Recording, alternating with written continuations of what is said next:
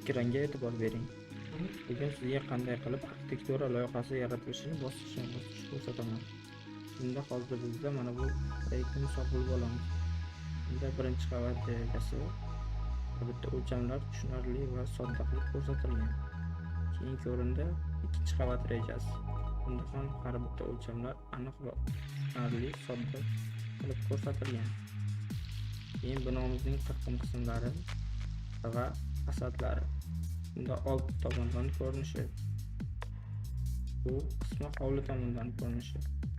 O'lchamlar hammasi alohida ustalar tushunarli holda chizilgan.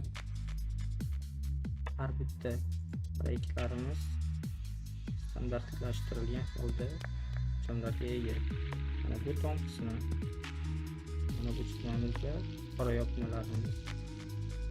Har bittalarining o'lchamlari kiritilgan. Bu tom yopmamiz. Va mana shu planlarimiz hammasini oxirida 3D ko'rinishini ko'rsatamiz.